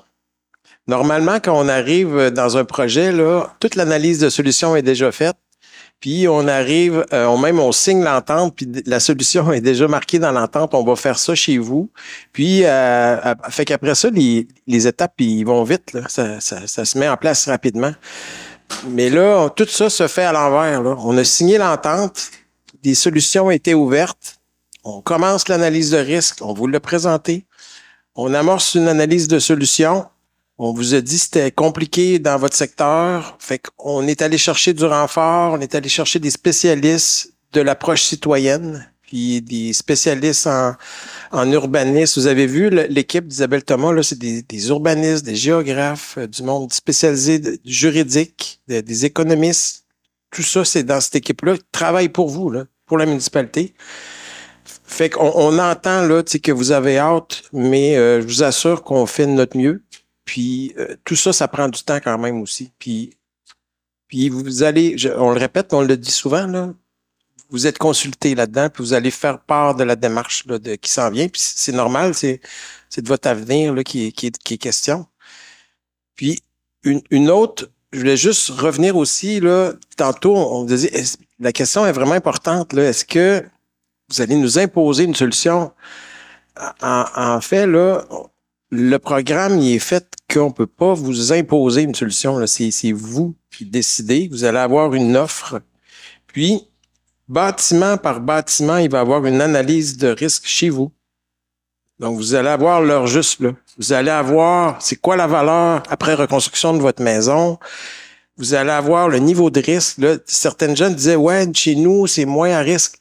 Oui, c'est ça que ça va démontrer aussi, parce que là, ça sera plus une analyse collective, ça va être une analyse maison par maison.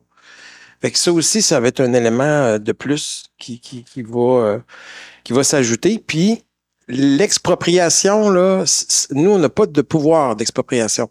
Hein, je crois qu'il y a juste le ministère des Transports dans les ministères qui ont cette option-là. Nous, c'est pas un programme d'expropriation. Fait que c'est sûr qu'il n'y aura pas d'expropriation.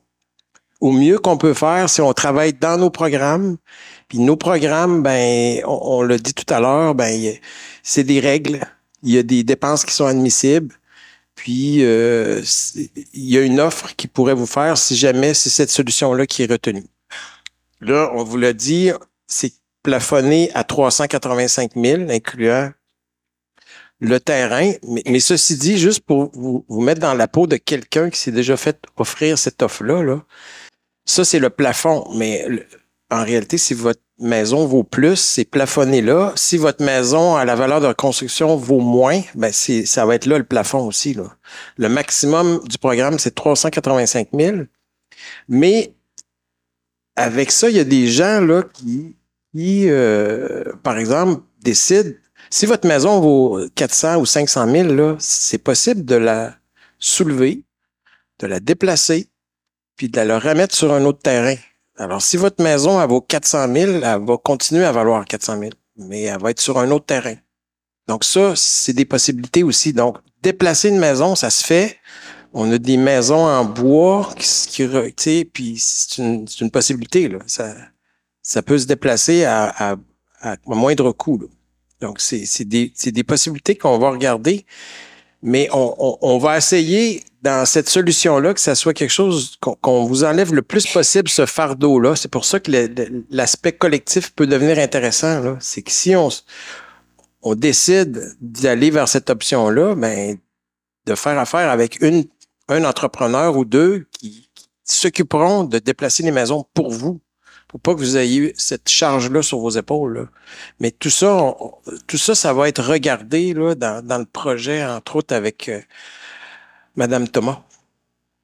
Donc, on va passer à la partie atelier. Je vous invite vraiment à bien réfléchir sur l'avenir. L'avenir à court, moyen terme. Encore une fois, c'est très important. Personne n'a le pouvoir ni l'envie d'ailleurs de vous imposer un choix. Donc, dans cet exercice, vous avez plusieurs possibilités, deux en particulier. Je reste dans ma maison. Donc, qu'est-ce que je vois dans le futur? Comment est-ce que dans 20 ans, dans 30 ans, je considère que mon quartier va pouvoir évoluer? Si je reste, si ma voisin reste, si mes voisins partent, si je me retrouve tout seul sur ma rue, ce sont des questions qui se posent puisque nous, on l'a vu dans d'autres municipalités. Je sais que on m'a dit que vous voulez pas que je vous compare avec d'autres municipalités, mais d'un autre côté, c'est quand même aussi important de vous parler de vécu et puis de ce qui se passe au Québec et ailleurs. L'autre élément et l'autre choix possible, c'est je pars. Et donc, si je pars, est-ce que je pars dans ma municipalité? Qu'est-ce que j'aimerais? Est-ce que j'aimerais avoir un accès à la mer? Est-ce que j'aimerais avoir des aménités, etc. Et puis ensuite, je vois un accès direct à la plage. Et puis ensuite, avec des parcours, pour certaines municipalités, on a fait des parcours sportifs, on a fait des parcours de la résilience, etc. Donc l'idée, c'est d'essayer de visionner avec un petit peu d'espoir. Et puis aussi de regarder ça encore une fois, soit de façon individuelle, soit de façon collective. Encore une fois, on ne vous impose rien du tout. Vous avez l'opportunité ce soir de vous exprimer. Et aussi très très important, on va faire passer une enquête. N'oubliez pas cette enquête qui va arriver sous peu, où vous pourrez encore aussi vous exprimer. Donc ne croyez pas que les décisions sont prises. C'est pour ça que nous sommes là. Il y a aussi apparemment eu des questions sur pourquoi est-ce que l'Université de Montréal débarque. On débarque parce que c'est le moment. Les études vont arriver. C'est notre expertise et on est vraiment là pour vous aider et pour vous accompagner. Donc, pour les animateurs de table, là, vous allez avoir jusqu'à 21 heures là, pour faire le travail. Puis à 21h10, on reviendra en grande assemblée. Ça fonctionne. On a décalé un petit peu l'horaire.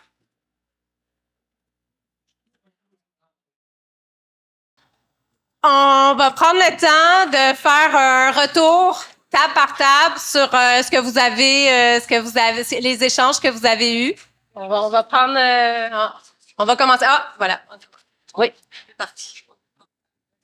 OK. À notre table, il y avait 3 familles, individus, en tout cas 3 maisons qui souhaitent partir. Puis idéalement, le plus rapidement possible parce qu'on veut plus vivre ces tempêtes-là. Il y a même des personnes qui ont fait des démarches pour déjà trouver un terrain, tout ça. Fait que, tu sais, il y a vraiment, c'est ça, il y a quelque chose avec le temps. Puis, il y en a 3 autres qui veulent rester. Évidemment, il y en a 2 qui espèrent d'avoir une solution collective, tu sais, de pas avoir à assumer, à être tout seul dans la rue puis avoir de service, par exemple. Mais il y a aussi une personne qui est prête à rester là puis qui va s'arranger pour être autonome d'une façon ou d'une autre. Fait que c'est moitié-moitié. Avais-tu d'autres? C'est parfait.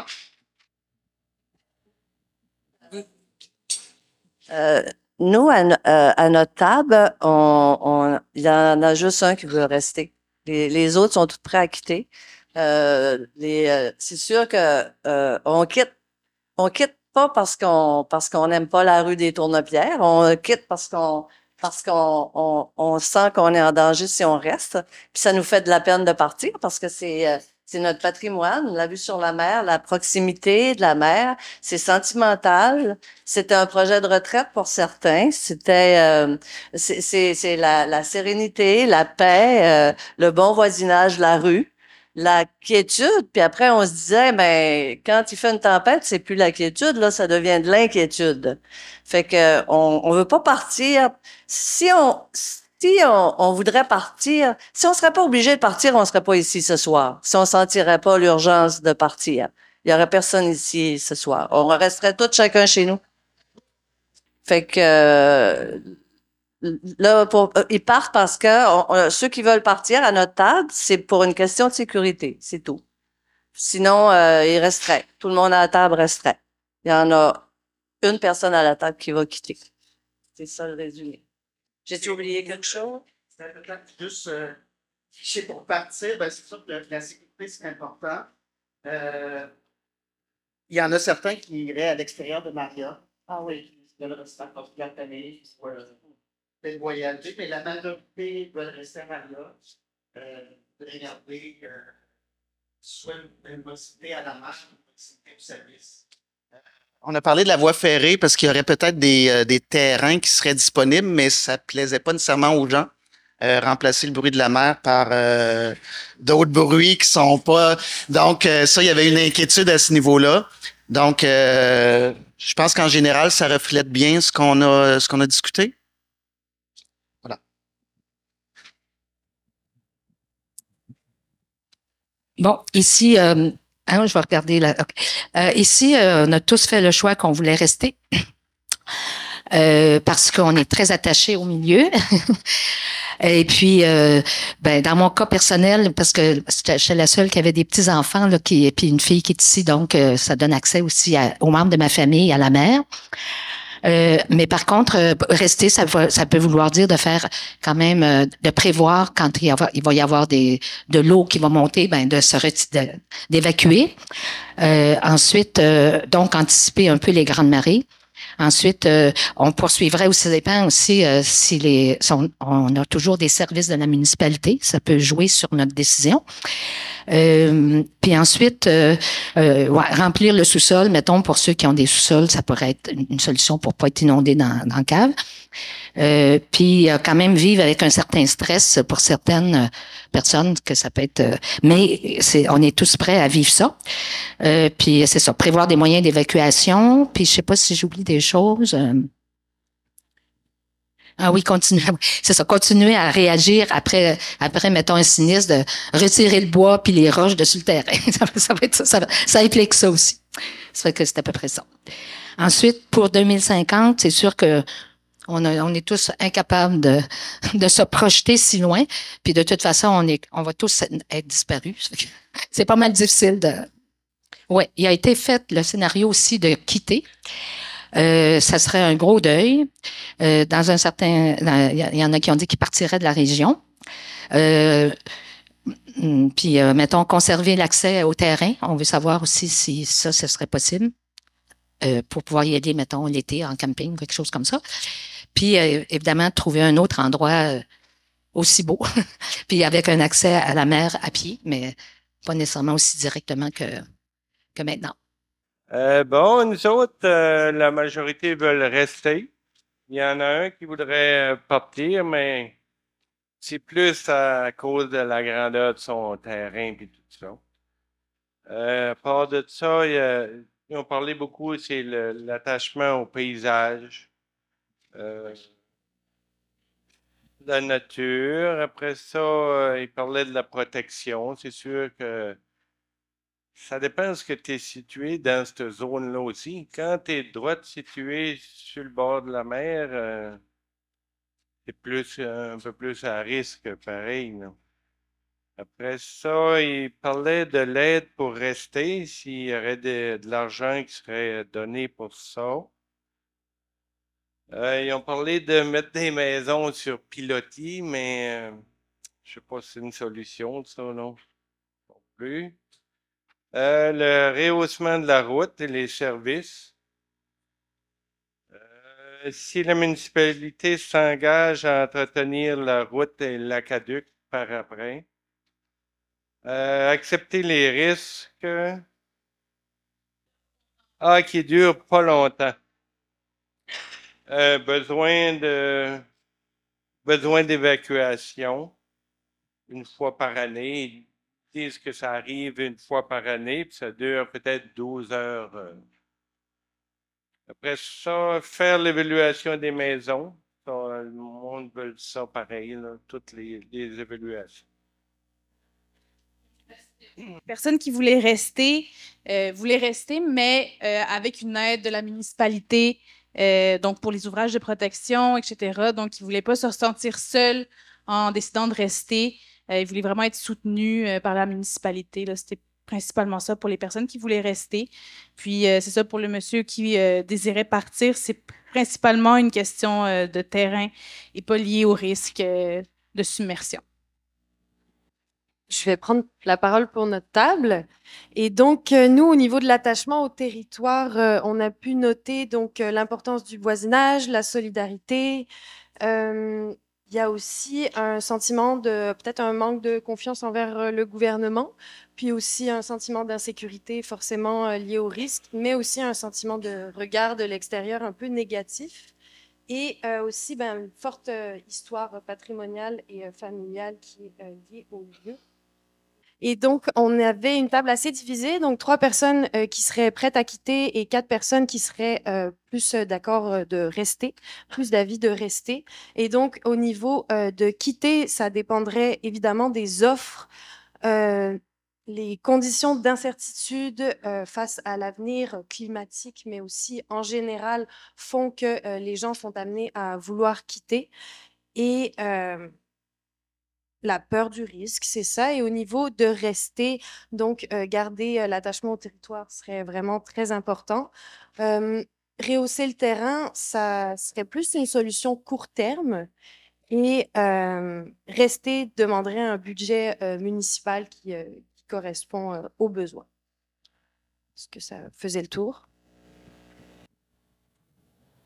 Donc, à notre table, un mélange de citoyens qui sont là depuis longtemps et de nouveaux arrivants. Mais tout le monde s'entend pour les raisons pour lesquelles ils restent là. Accès à la mer, vivre le rêve, kayak, plein air, marche. Aller faire son épicerie en marchant sur la plage, c'est pas dans Laurentides qu'on pouvait faire ça. Puis, l'aménagement des terrains, le patrimoine familial, les investissements qui ont été faits sur le terrain, c'est des raisons là, qui expliquent le pourquoi que ces gens-là veulent rester. Et à la question est-ce qu'on part? Partager. 2 personnes jamais avec 3 points d'exclamation. Je pense que c'est assez clair. Puis l'autre, une réponse un peu plus mitigée. Donc, en réflexion, ils ont pensé, ça dépend de paquet de choses. Ça dépend de l'offre de l'allocation de départ, ça dépend de solutions qui vont être offertes pour assurer une certaine forme de sécurité, le niveau de risque qui va rester après les interventions. Puis une autre chose qui était partagée avec tous les membres de la table, c'est qu'il n'y avait pas d'anxiété des citoyens face aux événements. Donc, ils savent qu'il va y avoir des événements.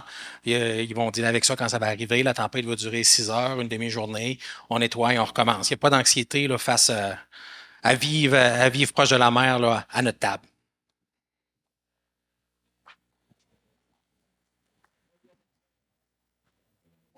Il y a plein de choses qui ont été dites, mais à notre table, nous aussi, on souhaite rester. Je pense qu'on cherche des solutions là, pour nous protéger. Nous non plus, ça ne nous stresse pas vraiment. Ça ne dure pas longtemps. Puis c'est vrai qu'une des solutions, ça serait peut-être de casser quand il y a des grosses glaces. Pas des grosses glaces, excusez, des grosses vagues. Parce que quand ça monte calmement, habituellement, ça va bien. Mais on sait qu'actuellement, il n'y a plus de glace ou très peu, donc des solutions aussi pour casser la vague. On a réfléchi aussi, nous, c'est sûr que quand vous avez parlé de résidences secondaires, il y en a quand même dans les résidences secondaires qui habitent là à l'année. Donc, si par exemple, notre fils qui habite dans notre résidence secondaire, puis qu'on dit, ben vous, c'est 0, je trouve que ça n'a comme pas de bon sens. Là. Ça fait que c'est sûr que ça fait partie de nos discussions, mais ça n'empêche pas que nous, on souhaite rester. On a parlé, bien sûr, du rehaussement des terrains, comme vous avez nommé. On a ma tante Monique, nous autres, on parle, c'est une rue c'est très familial, la rue aussi. Donc, il y en a déjà qui sont sur pilotis. On a parlé justement de condamner des sous-sols. Puis, la localisation est unique. Nous, on en jasait, on se disait, si on ne reste pas à Maria dans cette rue-là, bien, probablement qu'on quitterait ce village-là aussi. C'est ça. Moi, je pense qu'on a à réfléchir tout le monde ensemble à des solutions qui souhaitons, c'est ça, qu'on puisse arriver à un consensus, quelque chose qui est viable tout en étant en sécurité, bien sûr, mais je pense qu'on peut y arriver. Peut-être juste avant de passer à l'autre table, en lien avec le commentaire sur la résidence secondaire, peut-être que je vous inviterais là, à nouveau à aller rencontrer ma collègue là, Nathalie Gosselin, parce qu'il y a certaines situations de résidence secondaire, potentiellement que le cas que vous parliez peut faire partie de ces situations-là, qui peuvent faire partie du programme.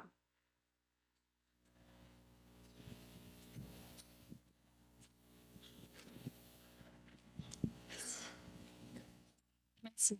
Donc, à notre table aussi, nous avons une situation de résidence secondaire où la personne désirerait rester. Sinon, je dirais que la situation est assez mitigée.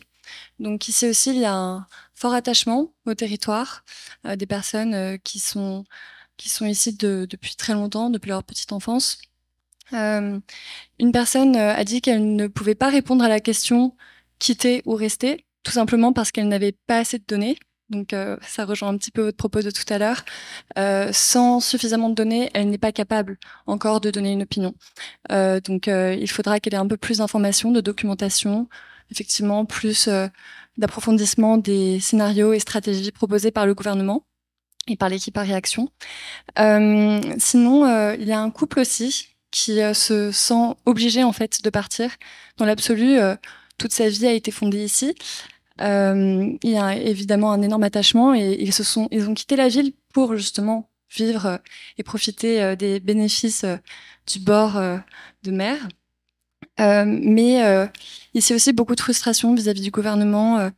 Ils me disent qu'ils peuvent lire entre les lignes et qu'en fait la question de quitter ou rester ne se pose même pas, n'est même pas pertinente parce que le réseau d'égouts et le réseau d'aqueduc est totalement en désuétude actuellement et ça coûterait beaucoup trop cher. Les coûts seraient bien trop élevés et onéreux pour le refaire.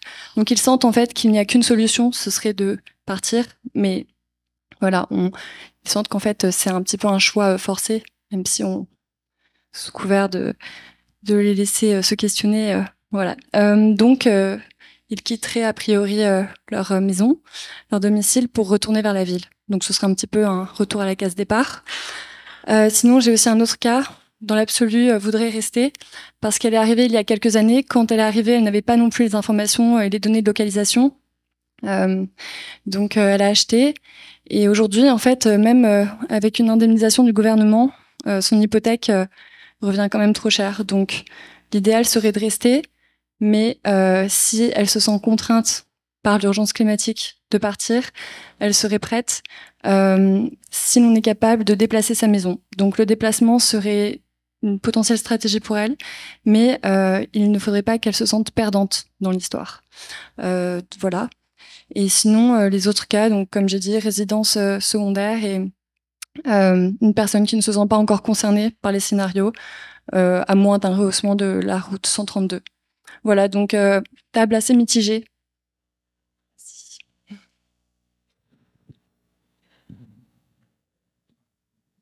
Alors, à notre table, c'était le 100% oui, je reste. On s'est tous entendus pour dire qu'en 2030, tout le monde allait rester. Sans répéter ce qui s'est déjà dit aux autres tables, bon, on aime notre secteur pour la qualité de vie. Vous le savez, on est en plein village, on est directement à la mer, à proximité des services. Ce qui a été intéressant, notre table qui n'a pas été abordée jusqu'à présent, l'élément peut-être nouveau, là, ça a été une discussion générationnelle aussi. C'est-à-dire qu'une génération plus jeune versus plus sage, on pourrait dire, aura peut-être pas les mêmes besoins en 2030 qu'en 2050, puis que ça ne sera pas exclu de concevoir qu'une solution collective devra être individualisée. Par exemple, pour certaines personnes, le fait de voir vos images de maisons toutes collées, pour certaines, c'est non, non, non, mais que il faudrait peut-être penser qu'il y a une certaine population qui est plus vieillissante, chez qui ça pourrait être accommodant, là.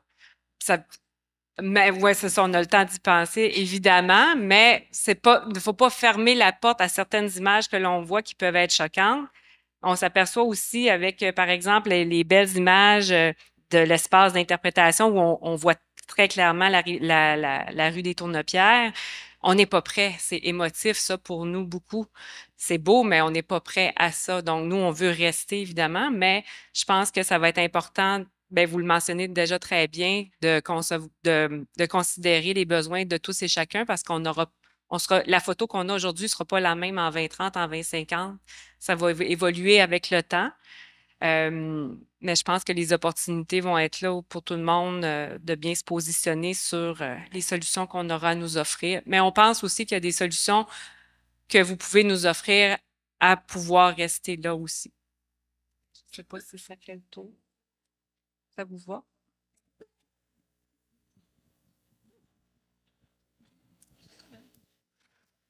On a fait le tour des tables. Je pense que c'était très intéressant comme démarche. C'était très intéressant d'entendre vos commentaires, votre opinion, votre perception.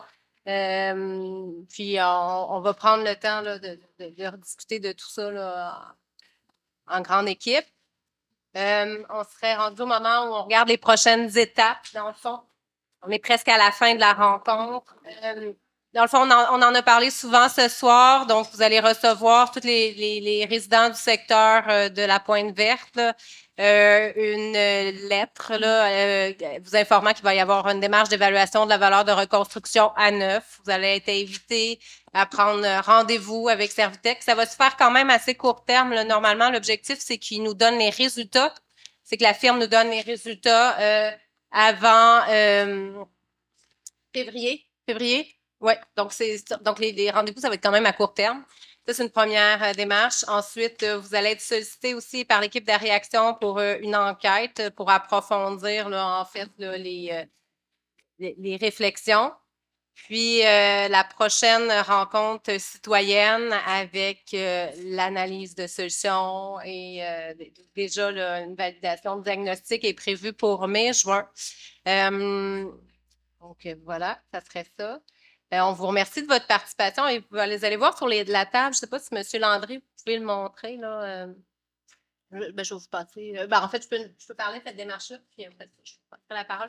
Sur la table, il y a des petites feuilles comme ça. L'objectif, c'est d'évaluer la rencontre. On a entendu qu'il y avait certaines insatisfactions peut-être qui ont été mentionnées, mais je pense que c'est le bon moment d'expliquer un peu ce que vous avez apprécié, mais aussi ce que vous avez moins apprécié. Puis, dans le fond, l'idée, c'est de nous permettre aussi de consigner ça, puis de s'ajuster selon vos besoins. C'est l'objectif de ces fiches-là d'évaluation. Puis, on se donne rendez-vous mai-juin. D'ici là, on va continuer à travailler sur le projet.